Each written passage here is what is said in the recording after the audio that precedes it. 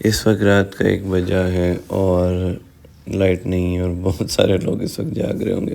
میں بھی جاگ رہا تھا. سوچا آج کا دن آپ کے ساتھ شیئر کروں. آج موسم بہت اچھا تھا. عصر کے ٹائم گھر سے باہر نکلا. میرے گھر کے سامنے یہ پلے گراؤنڈ ہے تو دل چاہا کہیں سیر کی جائے. تو ناظرین، اس موسم میں گاؤں کا اپنا ہی مزہ ہوتا ہے. تو میں نے اپنے کزن زہیر درانی کو بلایا اور بولا آج گاڑی نہیں اسکوٹی پہ چلتے ہیں. اسکوٹی کے سفر کو بڑا انجوائے کیا.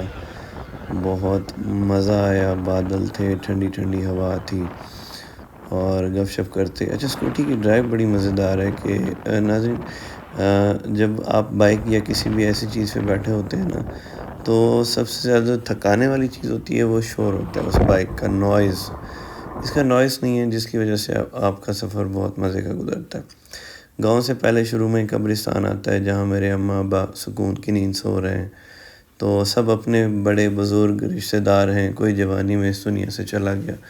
تو جیسے ہی راستے میں قبرستان پڑتا ہے تو ہم رکتے ہیں، من جملہ فاتحہ دیتے ہیں. اس کے بعد یہ مزے کی چیز دیکھنے کی، یہ ہمارے 100 سال پرانے گھر ہیں بزرگوں کے، میرے چچا کے، ماموں کے، یا میرے دادا کے کہہ لیں، یا میرے نانا کے، ننیال ددیال کے.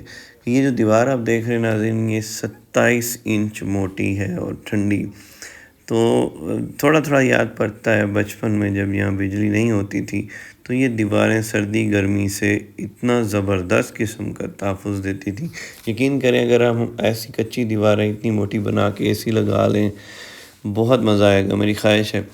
اب حالات ایسی کر دی، نوجوان نسل نے اپنی اپنی کوٹھیاں بنا لی ہیں، اور یہ ہماری وراثت ہے. ہمارے بزرگوں کے دورانی فیملی کے پرانے گھر ہیں جہاں اب اس حالت میں تو فلموں کی شوٹنگ بھی ہو سکتی ہے. اور میں نے ذرا مذاق کہا کہ یہاں گانا بھی شوٹ ہو سکتا ہے، اور بہت ساری فلموں میں یہاں لا کے ہیرو ویلن کی کٹاس بھی لگا سکتا ہے. تو مقصد تھا میرے اپنے کزنس کو تھوڑا سا وہ جوش دلانا کہ اگر یہ عمارتیں کھنڈرات بن رہی ہیں تو یہ آپ کا ورثہ ہے، ان پہ تھوڑے سا خرچہ کریں، ان کی مرمتی کریں. تو یہ بہت خوبصورت قلعے جیسے گھر ہیں، کئی ایکڑوں پہ محیط ہیں. اب بھی ہمارے گاؤں میں ناظرین ایک مزیدار بات ہے کہ چھوٹے سے چھوٹا گھر بھی 2 سے 3 کنال پہ ہے. تو بڑا مزہ آتا ہے.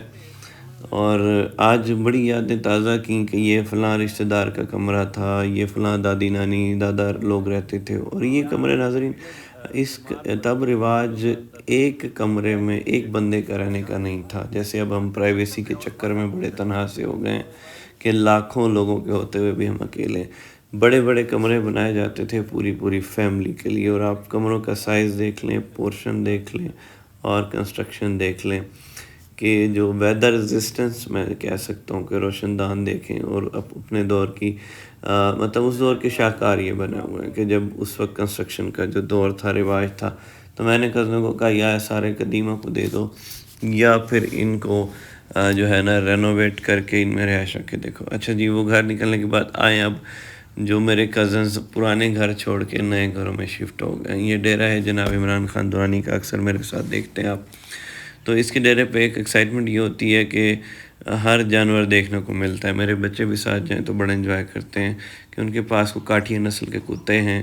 اس پہ پورا ایک ویلاگ دکھاؤں گا، انٹرنیشنل کانٹینٹ ہے، یہ آپ دیکھ سکتے ہیں. بظاہر یہ شکلیں ان کی بہت عجیب سی ہیں، جیسے لگڑ بگڑ سڑکوں سے پکڑے ہوئے، لیکن یہ بہت مہنگے ہیں. اور یہ کھانا ان کے گھر کے لوگوں سے جو افراد ہیں وہ خود دال کھا رہے ہوتے ہیں، یہ کتے مٹن کھا رہے ہوتے ہیں. وہ اگر چھاؤں میں یا درختوں کے نیچے بیٹھے ہوتے ہیں، ان پہ پنکھا لازمی ہوتا ہے. پھر جناب انہوں نے رکھے ہوئے مرغے، ان کی بھی بڑی ایک قسمیں ہیں. اور یہ بڑی لڑائیوں اور مقابلوں میں کتے بھی ریسر ہیں، اور مرغوں کی بھی لڑائیوں میں بڑے انعام شنام لگتے ہیں. یہ اس ڈیرے کی چھوٹی سی لوگ ابھی انڈر کنسٹرکشن بھی ہے.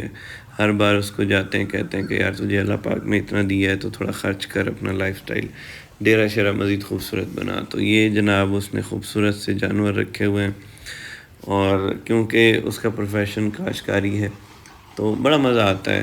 ٹریکٹر کھڑے ہوئے ہیں اور یہ ساری چیزیں. یہ جناب بیٹھنے کی جگہ. شہر میں تو ناظرین لوگ ایک دوسرے کو ملتے ہیں تو کیلکولیٹڈ ٹائم کے لیے گیا میں آدھے گھنٹے کے لیے تھا، اور میری واپسی ہوئی ہے رات کو 12 بجے. کیا کیا ہوگا 12 بجے تک؟ دنیا جہان کی بات ہے، یہ ہو گیا وہ ہو گیا، حالات حاضرہ. ہم میں سے کوئی تو علامہ بن جاتا ہے، کوئی سائنسدان، کوئی ڈاکٹر، جو بیٹھتے ہیں بولنے اور باتیں کرتے کرتے پتہ نہیں شاید کبھی کبھی تو مجھے سبق کا ضیاع لگتا ہے، اور کبھی لگتا ہے کہ اب اگر آپ کسی سٹریس میں، ٹینشن میں ہیں اور گھر سے باہر اس ماحول میں، اس گپ شپ میں بیٹھے ہیں تو بڑا ریلیکس ہو جاتے ہیں. آپ اپنی زندگی، اپنی پریشانیاں بھول کر ایسی نیچرل تازہ ہوا میں، صاف ستھری ہوا میں جب سانس لے رہے ہوتے ہیں، اور جناب چاہے خوابے شابے بھی ظاہر ہے جب ٹائم ہو جاتا ہے تو وہ بھی چل رہا ہوتا ہے. تو آج کا دن میرا بنایا ظہیر درانی نے میموریبل. میرا گاؤں ہے، میری وراثت ہے. اچھا لگتا ہے کہ ہم بھی چار دوستوں میں کہتے ہیں جی ہمارا گاؤں ہے اور ہماری وراثت ہے، ہمارا کلچر ہے، ہمارا لائف سٹائل ہے. ہماری جو وراثت، ہمارا کلچر ناظرین درانی پٹھان ہے. بہت سارے لوگ جانتے ہیں کہ ہم لوگ پاکستان بننے سے پہلے سے ہمارا ایک شجرا ہے کہ برِ صغیر پاک و ہند کے دور سے. تو بیسیکلی ہمارے ساتھ وہ مہاجر کا لفظ استعمال نہیں ہوتا، ہم لوکل ہیں. ہماری تہذیب، ثقافت ابھی تک گاؤں میں ضرور زندہ ہے. تھوڑی سی ہے ویسے تو، پرانی عمارتیں آپ نے دیکھیں جو ان کا حشر ہو رہا ہے. تو ہماری ثقافت. پھر ایک کام ناظرین آپ سے بھی میں جاننا چاہوں گا، پتہ نہیں ہم صحیح کر رہے ہیں یا غلط کر رہے ہیں. ہم اپنے بچوں کو اب اپنی مادری زبان کی بجائے اردو سکھا رہے ہیں. اردو بھی آنی چاہیے، ہماری لینگویج ہے، لیکن بچے جب مادری زبان میں جتنا بولتے ہوئے پیارے لگتے ہیں، پتہ نہیں کیوں ہمیں وہ اولڈ فیشن لگتے ہیں.